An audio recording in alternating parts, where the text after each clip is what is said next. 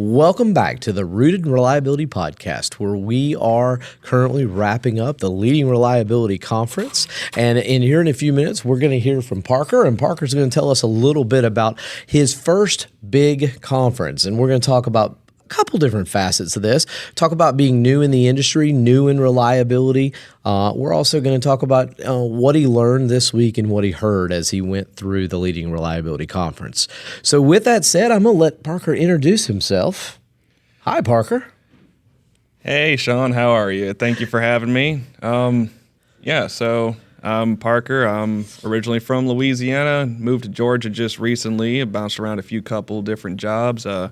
Found myself here at the first conference ever for me, Leading Reliability. Not too bad. And I've been in a few different industries out of school for about 2 years now, doing paper converting for 1 year, about one internship, did a few years doing lumber, dimensional lumber, trying to go ahead and work reliability on that end. And now I find myself working at cement paneling as well. So been quite a few industries in a short amount of time. Very cool, very cool. Well, tell me, what surprised you about industry and reliability?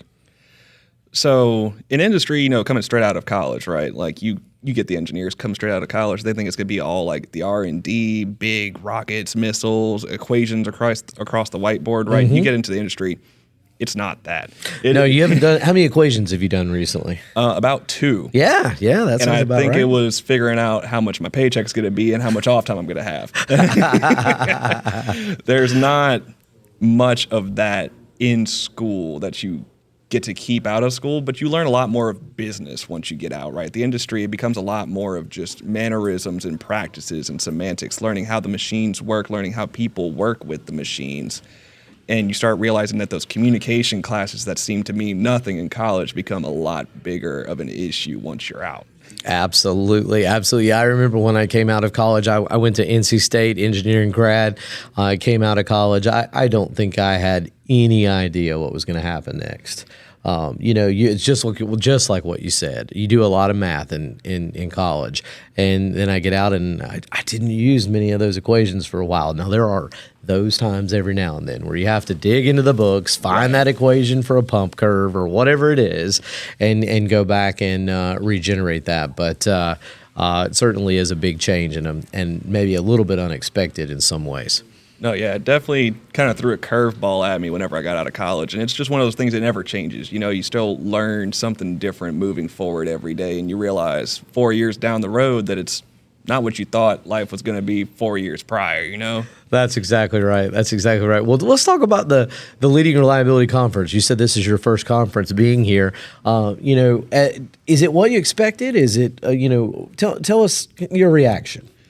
So not exactly as what I've expected, right? You kind of see online a lot of like the big expo center kind of conferences. You see kind of like, people get all in the rage about like CMRP, and then you have like the more just non-engineering stuff like Comic-Con and all these kind of like conventions for like, like gun shows and stuff like that, the big convention centers, big open expo rooms, all kinds of different things going on. But this felt a lot more at home. Like I felt like I actually got a lot of information out of it instead of just being pelted with products every 5 feet you walk with like these glorified tents that have lights flashing everywhere. And it just didn't really feel overwhelming, and it gave me more of a chance to learn and actually kind of digest what was going on.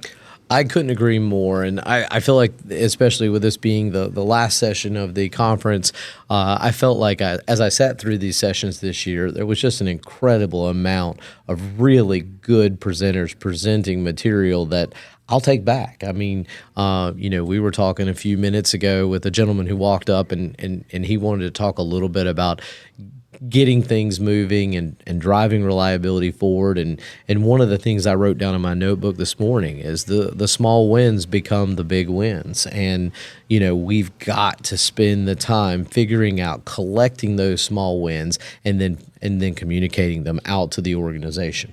Right. Easy. That's kind of where I started to get a bit confused and overeager, right? Because, with me being younger in the industry, there's a lot of like Gen Z talk these days. It's like I want to get to use the new tech and be able to like get all the new numbers, new graphs, all like the fancy, the engineering stuff that people want to see with all the pretty colors and numbers. And it's made me realize, going through this conference, one of the big things is that a lot of that over eagerness can result in failure if you're not willing to take a look and make those inward changes kind of with what you're doing in your department to see the outward results.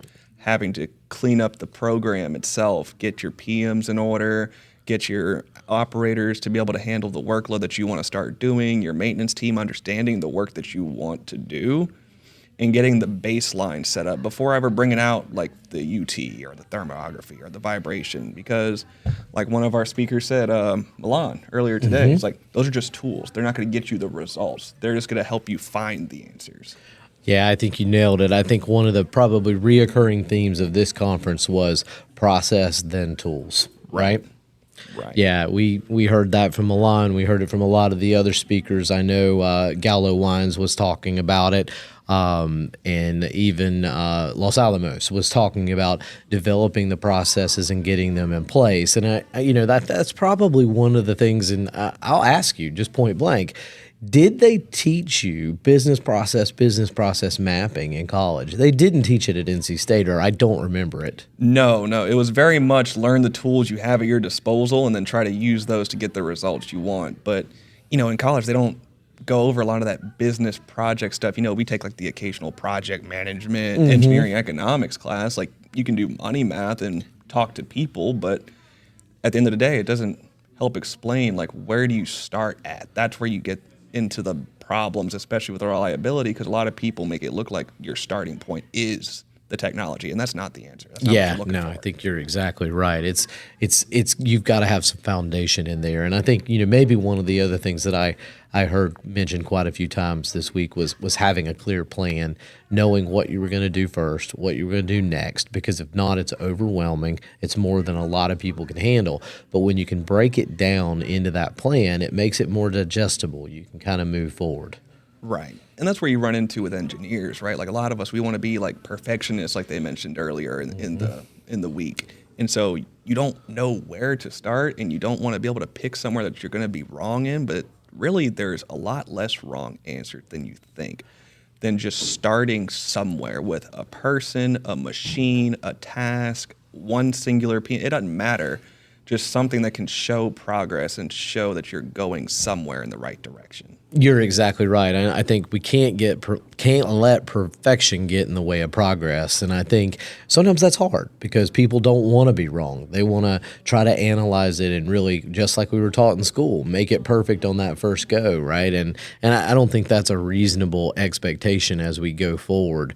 One of the things I talked about on Monday, and I heard a couple people echo it today, or Tuesday, and I heard a couple people echo it today, and that was making sure that you have a pilot area, making sure you've got an area that you can be wrong.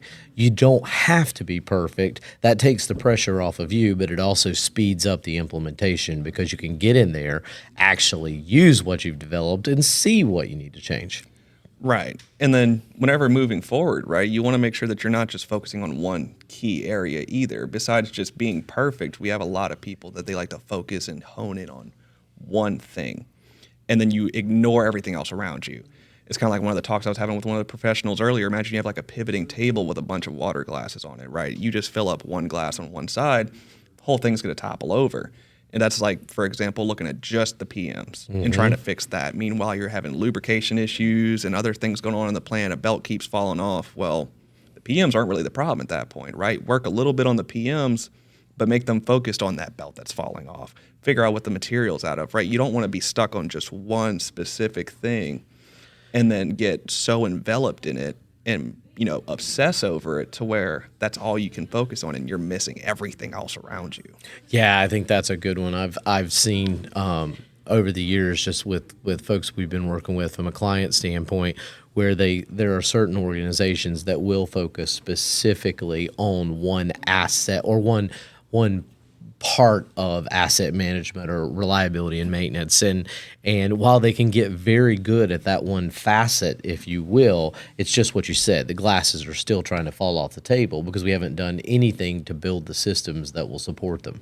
Right. And it all goes back to that starting point. Like we mentioned, if you don't have the systems in place, you can focus on whatever you want. You're not going to get very far. Yeah. Yeah. Well, we talked about in one of the sessions this afternoon, the PDM tools, and everybody loves the PDM tools. We had a absolutely. lot of great things represented here. RDI had their cameras here. UE Systems had a lot of their equipment. They announced a new partnership with FLIR this week.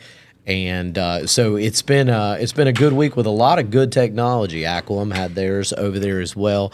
But one of the points that I think I talked about it, but I think others made it as well, is that at the end of the day, the predictive tools provide time, and that time you still have to use that time to your advantage. If you just use the predictive tools to find problems and you don't use that time differently, it's still going to be a reactive repair. You just knew about it in advance. Right. And like you said with the time, I mean, it makes perfect sense whenever you go back just looking at the baseline, right? You find what's wrong, but then your PMs aren't in order. Your storeroom's a complete mess, right? You got belts hanging off somewhere where they shouldn't be. Your storeroom clerk's out for the day. You didn't set up the schedule correctly. Half your maintenance is untrained and whatever. Well, you just took all that downtime measurements and vibrations or temp or whatever, and it still takes you 3 days to get the project done, and people want to sit and wonder why. Absolutely. Well, let's talk about what are you going to do different when you get back? What's that one thing you're going to tackle? I think definitely I'm going to go and try to focus just on like the general people process more back at my plant. Being only like 4 months into a new facility, it's a bit daunting, right? Trying to figure out everything of what's going on and getting stuck with the task of, originally I walked in thinking that I needed just like the vibration stuff, just the UT stuff, which we already have some of that at the plant, but it made me realize more we need to kind of backtrack and focus on what's just happening on the floor now with the tools that we have, and then kind of push forward from that. Like our big project right now is just trying to get a dashboard up at the plant to be able to just get just numerical tracking for stuff that already runs anyway. Nothing that we have to change or put into our repertoire already. We just put monitors up and then attach, Ethernet IPs and PLC cabinets to stuff, and we can start seeing what's really going on.